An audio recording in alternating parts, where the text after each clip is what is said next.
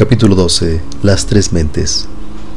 Existe por doquiera muchos bribones del intelecto sin orientación positiva y envenenados por el asqueante escepticismo.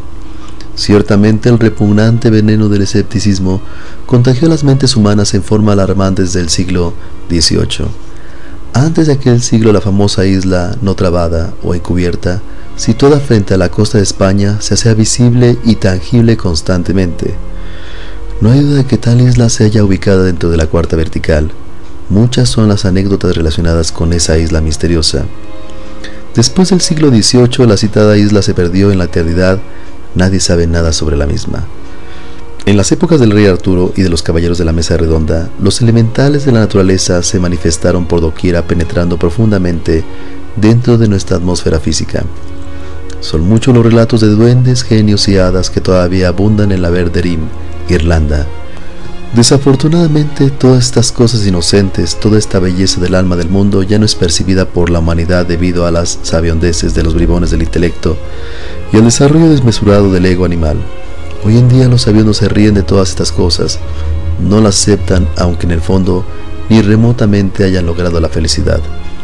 Si las gentes entendieran que tenemos tres mentes, otro gallo cantaría posiblemente, hasta se interesarían más por estos estudios. Desgraciadamente, los ignorantes ilustrados, metidos en el recoveco de sus difíciles erudiciones, ni siquiera tienen tiempo para ocuparse de nuestros estudios seriamente. Esas pobres gentes son autosuficientes, se hallan engreídas como el vano intelectualismo, piensan que van por el camino recto y ni remotamente suponen que se encuentran metidas en un callejón sin salida. En nombre de la verdad, debemos decir que en síntesis tenemos tres mentes. A la primera podemos y debemos llamarla mente sensual, a la segunda la bautizaremos con el nombre de mente intermedia y a la tercera la llamaremos mente interior. Vamos ahora a estudiar cada una de estas tres mentes por separado y en forma juiciosa. Incuestionablemente la mente sensual elabora sus conceptos de contenido mediante las percepciones sensoriales externas. En estas condiciones la mente sensual es terriblemente grosera y materialista. No puede aceptar nada que no haya sido demostrado físicamente. Como quiera que los conceptos de contenido de la mente sensual tienen por fundamento los datos sensoriales externos, indubitablemente nada puede saber sobre lo real, sobre la verdad, sobre los misterios de la vida y de la muerte, sobre el alma y el espíritu, etc. Para los bribones del intelecto, atrapados totalmente por los sentidos externos y embotellados entre los conceptos de contenido de la mente sensual, nuestros estudios esotéricos les son una locura. Dentro de la razón, de la sin razón, en el mundo de lo descabellado, ellos tienen razón debido a que están condicionados por el mundo sensorial externo. ¿Cómo podría la mente sensual aceptar algo que no sea sensual? Si los datos de los sentidos sirven de resorte secreto para todos los funcionalismos de la mente sensual, es obvio que estos últimos tienen que originar conceptos sensuales. Mente intermedia es diferente, sin embargo, tampoco sabe nada en forma directa sobre lo real, se limita a creer y eso es todo. En la mente intermedia están las creencias religiosas, los dogmas inquebrantables, etc. Mente interior es fundamental para la experiencia directa de la verdad. Indubitablemente, la mente interior elabora sus conceptos de contenido con los datos aportados por la conciencia superlativa del ser. Incuestionablemente la conciencia puede vivenciar y experimentar lo real. No hay duda de que la conciencia sabe la verdad. Sin embargo, para la manifestación la conciencia necesita de un mediador, de un instrumento de acción, y este en sí mismo es la mente interior. La conciencia conoce directamente la realidad de cada fenómeno natural y mediante la mente interior puede manifestarla. Abrir la mente interior sería lo indicado a fin de salir del mundo de las dudas y de la ignorancia. Esto significa que solo abriendo la mente interior nace la fe auténtica en el ser humano. Mirada esta cuestión desde otro ángulo, diremos que el escepticismo materialista es la característica peculiar de la ignorancia. No hay duda de que los ignorantes ilustrados resultan 100% escépticos. La fe es percepción directa de lo real, sabiduría fundamental, vivencia de eso que está más allá del cuerpo, de los afectos y de la mente. Distingas entre fe y creencia. Las creencias se encuentran depositadas en la mente intermedia. La fe es característica de la mente interior. Desafortunadamente existe siempre la tendencia general a confundir la creencia con la fe, Aunque parezca paradójico, enfatizaremos lo siguiente: el que tiene fe verdadera no necesita creer. Es que la fe auténtica es sapiencia vivida, cognición exacta, experiencia directa. Sucede que durante muchos siglos se ha confundido a la fe como la creencia, y ahora cuesta mucho trabajo hacerles comprender a las gentes que la fe es sabiduría verdadera y nunca vanas creencias. Los funcionalismos sapientes de la mente interior tienen como resortes íntimos todos esos datos formidables de la sabiduría contenida en la conciencia. Quien ha abierto la mente interior recuerda sus vidas anteriores, conoce los misterios de la vida y la muerte, no por lo que haya leído o dejado de leer, no por lo que otro haya dicho o dejado de decir, no por lo que se haya creído o dejado de creer, sino por la experiencia directa vivida terriblemente real. Esto que estamos diciendo no le gusta a la mente sensual, no puede aceptarlo porque se sale de sus dominios. Nada tiene que ver con las percepciones sensoriales externas, es algo ajeno a sus conceptos de contenido, a lo que le enseñaron en la escuela, a lo que aprendió en distintos libros, etc. Esto que estamos diciendo tampoco es aceptado por la mente intermedia, porque de hecho contraría sus creencias, desvirtúa lo que sus preceptores religiosos le hicieron aprender de memoria, etc. Jesús el Gran Kabir advierte a sus discípulos diciendo: cuidaos de la levadura de los saduceos y de la levadura de los fariseos. Es ostensible que Jesús el Cristo, con esta advertencia, se refirió a las doctrinas de los materialistas saduceos y de los hipócritas fariseos. La doctrina de los saduceos está en la mente sensual, en la doctrina de los 5 sentidos. La doctrina de los fariseos se halla ubicada en la mente intermedia, esto es irrefutable, irrebatible. Es evidente que los fariseos concurren a sus ritos para que se diga ante ellos que son buenas personas, para aparentar ante los demás, mas nunca trabajan sobre sí mismos. No sería posible abrir la mente interior si no aprendiéramos a pensar psicológicamente. Incuestionablemente, cuando alguien empieza a observarse a sí mismo, es señal de que ha comenzado a pensar psicológicamente. En tanto uno no admita la realidad de su propia psicología y la posibilidad de cambiarla fundamentalmente, indubitablemente no siente la necesidad de la autoobservación psicológica. Cuando uno acepta la doctrina de los muchos y comprende la necesidad de eliminar los distintos yoes que carga en su psiquis, con el propósito de liberar la conciencia, la esencia indubitablemente de hecho y por derecho propio inicia la autoobservación psicológica. Obviamente la eliminación de los elementos indeseables que en nuestra psiquis cargamos origina la apertura de la mente interior. Todo esto significa que la citada apertura es algo que se realiza en forma gradativa a medida que vayamos aniquilando elementos indeseables que llevamos en nuestra psiquis. Quien haya eliminado los elementos indeseables en su interior en un 100%, obviamente también habrá abierto su mente interior en un 100%. Una persona así poseerá la fe absoluta. Ahora comprenderéis la palabra del Cristo cuando dijo: si tuvieses fe como un grano de mostaza, moverías montañas. Capítulo 13. Memoria-trabajo. Incuestionablemente cada persona tiene su propia psicología particular. Esto es irrebatible, incontrovertible, irrefutable. Desafortunadamente las gentes nunca piensan en esto y muchos ni lo aceptan debido a que se hallan atrapados en la mente sensorial. Cualquiera admite la realidad del cuerpo físico porque lo puede ver y palpar, empero la psicología es cuestión distinta, no es perceptible para los 5 sentidos y por ello la tendencia general a rechazarla o simplemente a subestimarla y despreciarla, calificándose de algo sin importancia.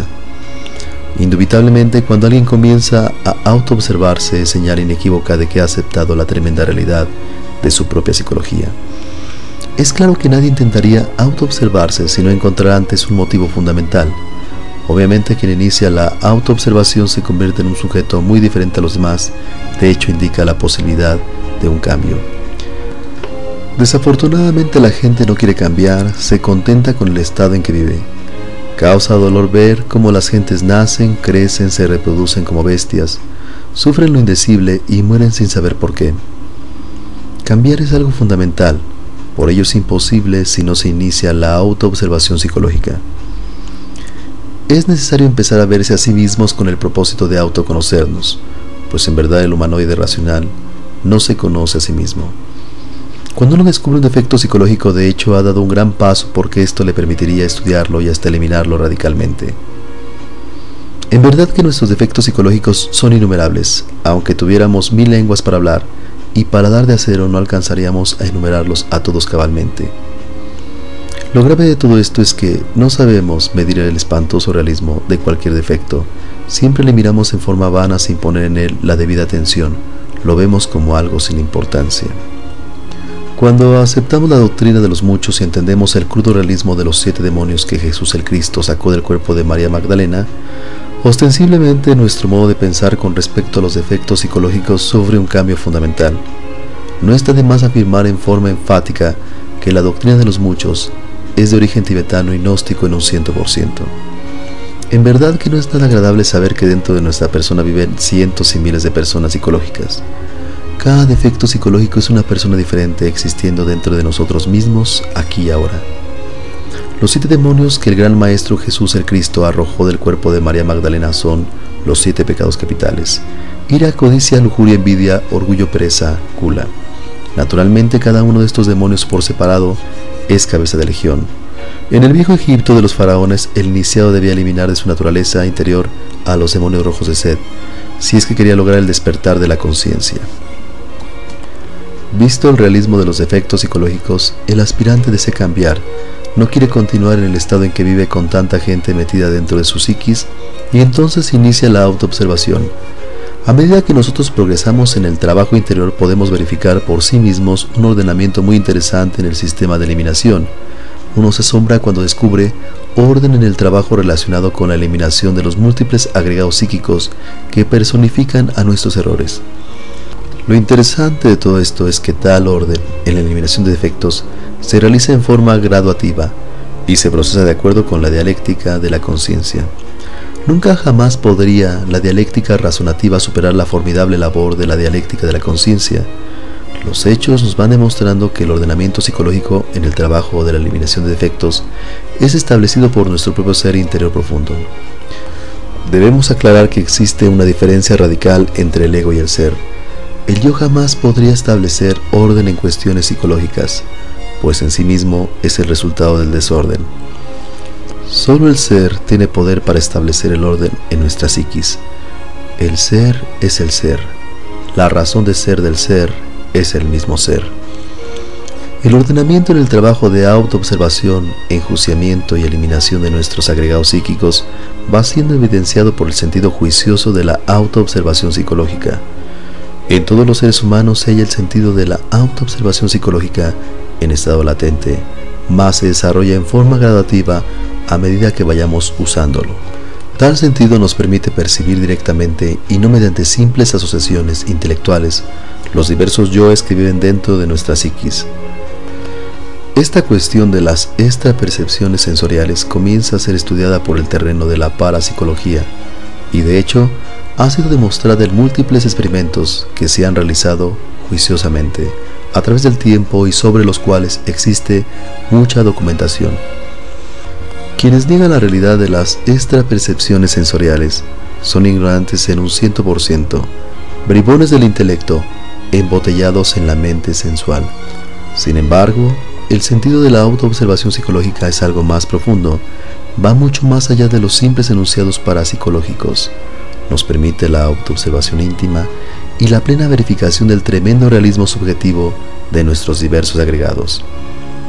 El ordenamiento sucesivo de las diversas partes del trabajo relacionadas con el tema, tan grave de la eliminación de agregados psíquicos, nos permite inferir una memoria de trabajo muy interesante y hasta muy útil en la cuestión del desarrollo interior.